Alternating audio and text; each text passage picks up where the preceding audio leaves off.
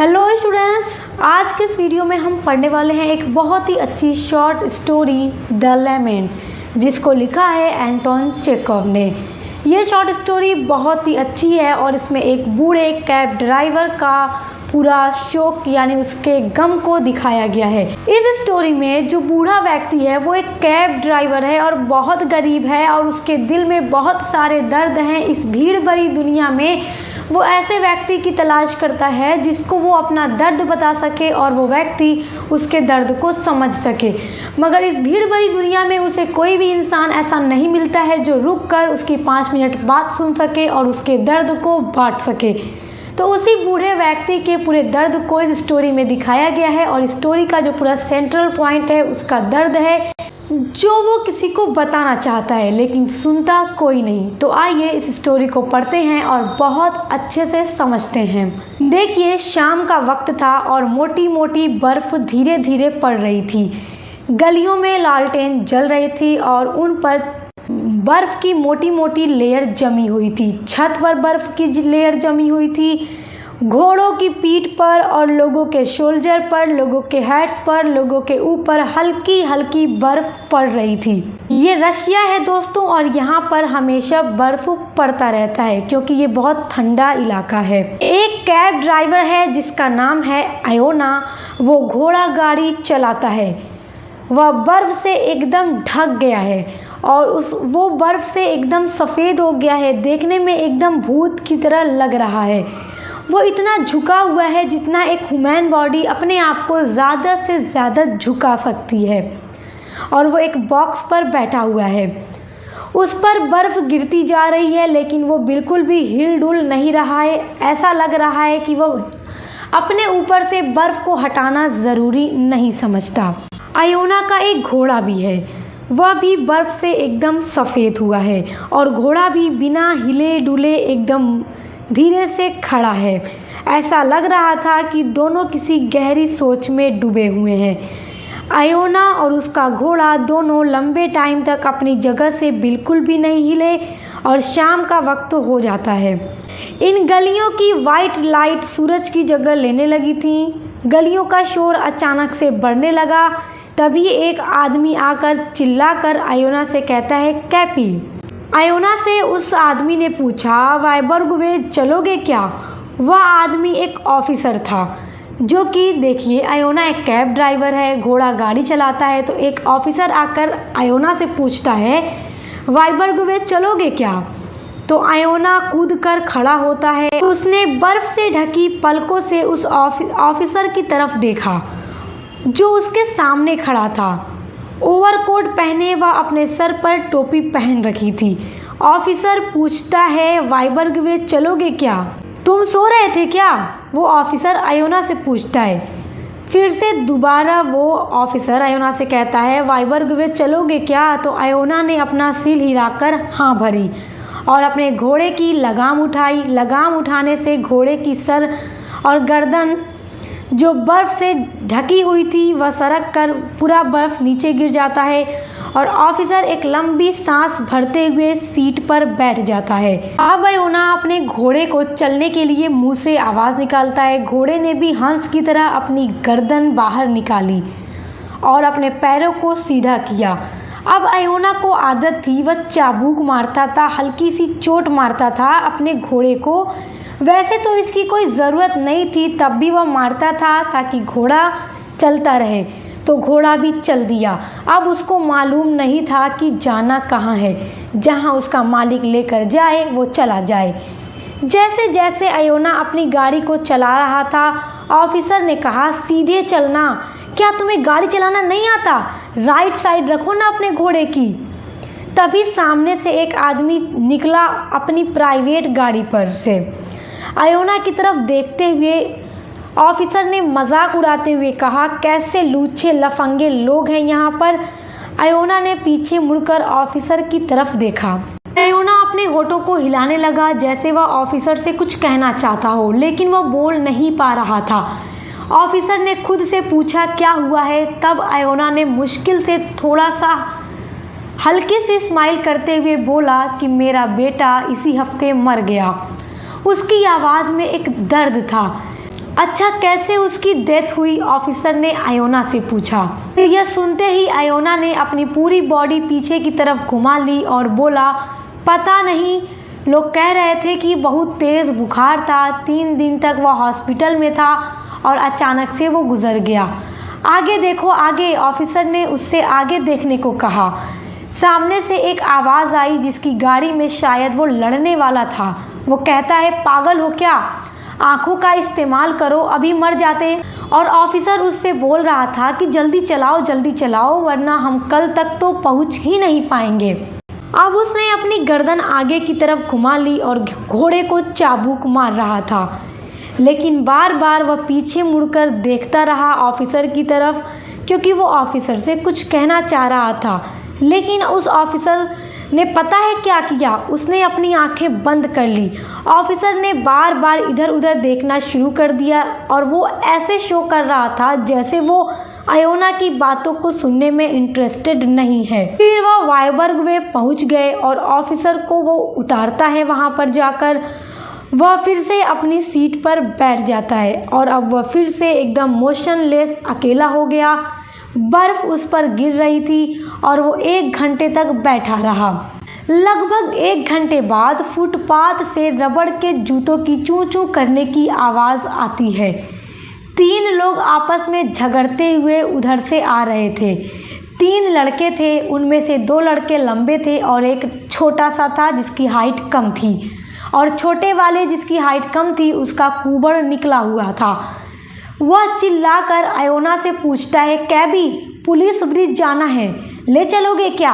Iona ने फिर से अपनी लगाम उठाई, मुंह से आवाज़ निकाली और वह लोग बदले में आयोना को बहुत कम पैसे दे रहे थे। लेकिन इस बात पर आयोना बिल्कुल भी माइंड नहीं करता है कि वह उन्हें पैसे क्यों कम दे रहे हैं। वह उन्हें अपनी कैब में बैठा लेता है। चाहे जितने भी पैसे मिले, वह बस अकेला नहीं रहना चाहता था। जो भी मिले सब बराबर है। उसने इन लोगों को बैठाया और वह तीनों एक दूसरे को धक्का दे रहे थे और आपस में बुरी बुरी लैंग्वेज का भी यूज़ कर रहे थे। अब उस गाड़ी में इतनी जगह नहीं थी कि 3 लोग उस सीट पर बैठ सकें, तो इसलिए तीनों में लड़ाई होने लगी कि कौन बैठेगा, कौन खड़ा रहेगा। तो बड़ी देर बाद ये बात तय होती है कि 2 लोग जो लंबे हैं वो बैठ जाएंगे और जो छोटा वाला है वो खड़ा रहेगा जिसका कुबड़ निकला हुआ है। तो वो खड़ा हो जाता है, बाकी दोनों बैठ जाते हैं। तो अब वो खड़ा होकर कहता है, चलो चलो हरी अप। वह आयोना से कहता है, जल्दी चलो। तो जो छोटा वाला लड़का था जिसका कुबड़ निकला हुआ था वो पीछे खड़ा था, तो आयोना के पीछे वो खड़ा था और आयोना की पीठ पर सांसें ले रहा था। होता है ना कि जब अगर हम भी अपना हाथ पास करके सांसें ले तो ऐसा लगेगा सांस हमारे हाथों पे आ रही है, तो वैसे ही वो पीछे खड़ा होकर आयोना के पीठ पर सांसें ले रहा था और बोल रहा था, जल्दी चलाओ। वह चलते हुए बोलता है आयोना से, यह टोपी जो तुमने पहन रखी है पूरे शहर में सबसे बेकार टोपी है। तो आयोना हंसकर उससे कहता है, हाँ ये बात सच है, क्योंकि वो आयोना का मजाक उड़ा रहा था। मगर आयोना कुछ नहीं कहता और कहता है, हाँ ये बात सही है। आयोना अपनी कैब ड्राइव कर रहा था तो थोड़ा जल्दी चलाओ। उन तीनों में से एक आदमी बोलता है कि मेरा सर तो दर्द से फटा जा रहा है, कल रात मैंने 4 बोतलें पी ली थीं। तो एक कहता है, तुम झूठ क्यों बोलते हो? ऐसा कहकर वो तीनों आपस में लड़ने लगे। उसमें से एक छोटा वाला आयोना पर फिर से चिल्लाता है कि यह क्या तरीका है गाड़ी चलाने का, चाबुक का इस्तेमाल करो और जल्दी चलाओ वरना हमें पहुंचने में बहुत देर लग जाएगी, क्योंकि हमें जल्दी पहुंचना है। आयोना ने फील किया कि वह आदमी उसकी पीठ पर हाथ मार रहा था और उसकी आवाज़ काँप रही थी। वह चुपचाप सुन रहा था कि वह पीछे तीनों बैठकर आपस में आयोना की ही इंसल्ट कर रहे थे। लेकिन ऐसा होने से धीरे धीरे उसका अकेलापन कम हो रहा था। वह अकेला रहना नहीं चाहता था, भले कोई रहे, भले चाहे कोई उसकी इंसल्ट करे, लेकिन उसके साथ रहे। जब वह तीनों आपस में बातें कर रहे थे तो आयोना पीछे मुड़ मुड़कर उनकी तरफ देख रहा था। आयोना इस बात का इंतज़ार कर रहा था कि वो तीनों जब चुप हों तो मैं भी अपनी बात इनसे कहूँ। और जैसे ही वो लोग थोड़ी देर के लिए चुप होते हैं तो आयोना धीरे से बोलता है कि इसी हफ्ते मेरा बेटा मर गया। तो उसमें से कुबड़ा वाला लड़का चिल्ला कर कहता है कि हम सबको एक दिन मर जाना है। फिर वो लड़का खांसते हुए कहता है आयोना से, जल्दी चलाओ वरना हम पहुंच नहीं पाएंगे कभी। थोड़ी सी इन लोगों की आयोना से बातें होने लगी। वह पूछे आयोना से, क्या तुम शादीशुदा हो?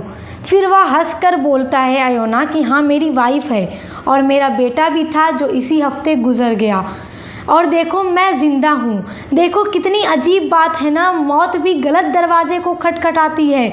मुझे ले जाने के बजाय मौत मेरे बेटे को लेकर चली गई। वह पीछे मुड़ता है और उन लोगों से अपनी बात को बताने लगता है कि उसका बेटा कैसे मरा। लेकिन वह छोटा वाला लड़का सांस भरते हुए बोलता है, थैंक गॉड कि हम लोग पहुंच गए। और उसके बाद वह लोग आयोना की कैब से उतरकर चले जाते हैं और वह उन लोगों को देखता रह जाता है। वह लोग अंधेरे में गायब हो गए और एक बार फिर से आयोना अकेला हो गया और शांति में बैठकर सोचने लगा। चिंता में यहाँ वहाँ देखने लगा कि इतने सारे लोग हैं जो गलियों से जा रहे हैं, मगर कोई एक इंसान ऐसा नहीं है जो उसकी बात को रुककर सुन सके।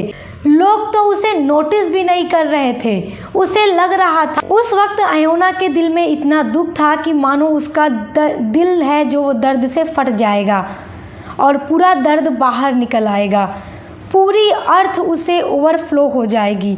लेकिन अभी रोशनी में उसके दुख को कोई नहीं देख पा रहा था, वह भी तो किसी को दिखाता नहीं है।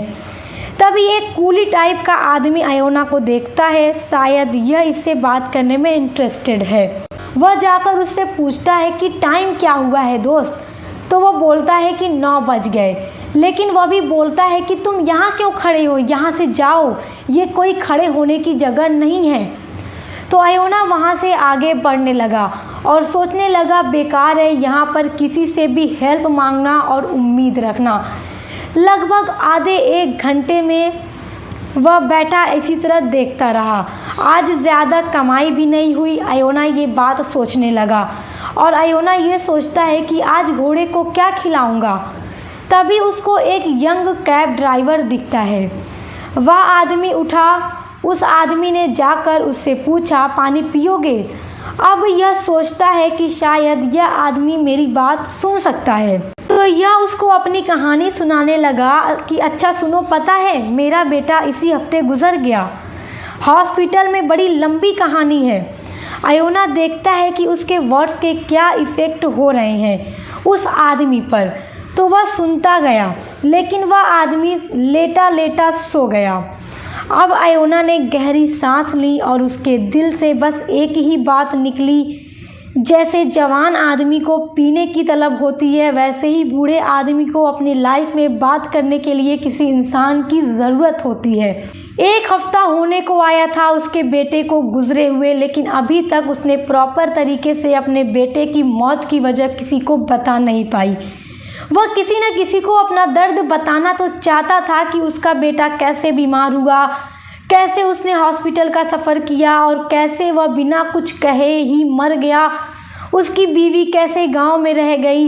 यह सब बातें वह किसी को बताना चाहता था, लेकिन उसकी ये सब बातें सुनने के लिए इस भीड़ भरी दुनिया में कोई भी नहीं था जो अपने साथ आयोना के दर्द को बांट सके। आयोना सोचता है कि इससे अच्छा कि ये बात मैं किसी औरत को बताऊं, कम से कम वो मुझसे ज़्यादा सिंपैथी रखेगी। अब वह अपने घोड़े की तरफ देखने लगा और खाने और सोने का टाइम भी हो गया था। आयोना ने अपनी कोट को उतार कर टांग दी और अपने घोड़े के पास चला जाता है। और आज अनाज खिलाने भर भी वो कमा नहीं पाया था। सूखी घास ही थी आयोना के पास और वो लेकर अपने घोड़े के पास जाता है और उसकी ब्राइट आइज़ में देखकर बोलता है, आज तुम्हारे अनाज इतना मैं नहीं कमाया, लेकिन यह सूखी घास है। मैं बूढ़ा हो गया हूँ ना, ढंग से ड्राइव नहीं कर सकता। आज अगर मेरा बेटा होता तो बहुत ही अच्छी से गाड़ी चलाता, मगर अब वह ज़िंदा होता तो चलाता ना। और वो अपने दर्द भरी कहानी अपने घोड़े को सुनाने लगा। तुम्हारी माँ अगर तुम्हें छोड़कर चली जाए तो बताओ तुमको कैसा लगेगा इस दुनिया में। वह अपने घोड़े को ये सब बातें सुनाने लगा। घोड़ा उस घास को चबा रहा था और अपने मालिक के हाथों पर सांस ले रहा था। आयोना ने अपनी दर्द भरी कहानी अपने घोड़े को सुनाना शुरू कर दी। आयोना ने सोचा कि इस दुनिया में तो कोई नहीं है जो मेरे दर्द को बांट सके, इसलिए वो अपने घोड़े को अपनी पूरी स्टोरी सुनाने लगा। वह अपने घोड़े के साथ ही अपनी फीलिंग्स को बताने लगा और अपनी फीलिंग्स को बाहर निकाल रहा था और अपने घोड़े को अपनी पूरी स्टोरी सुनाने लगा। तो इस तरह देखिए, इस बूढ़े आदमी के जीवन में कोई भी ऐसा इंसान नहीं था जिसके साथ वो अपने दर्द को बांट पाता। अंत में उसका घोड़ा ही उसके लिए एक साथी सिद्ध होता है जो उसकी कहानी को सुनता जाता है। तो दोस्तों, आपने देखा कि इस भीड़ भरी दुनिया में किसी का दर्द सुनने वाला कोई नहीं है। तो बस ये स्टोरी हमें यही बताती है, इस बूढ़े इंसान का शोक दिखाती है कि किस तरह ये अपने जीवन में उदास है अपने बेटे की मौत पर। तो यह स्टोरी यहीं पर ख़त्म होती है। आई होप आपको भी ये स्टोरी बहुत अच्छी लगी होगी। तो इसी तरह आपके सिलेबस में जितनी भी स्टोरीज़ हैं सब मैं कंप्लीट करवा रही हूँ। पूरा सिलेबस कंप्लीट हो चुका है और हर स्टोरी से रिलेटेड जितने भी इंपॉर्टेंट क्वेश्चन आंसर होंगे, क्रिटिकल अप्रिशिएशन होगा, वो सब मैं बहुत जल्द अपलोड कर दूंगी और प्लेलिस्ट में ऐड कर दूंगी ताकि एग्ज़ाम से पहले आप सारी चीज़ों को अच्छे से तैयार कर सकें। तो अब मिलते हैं नेक्स्ट वीडियो के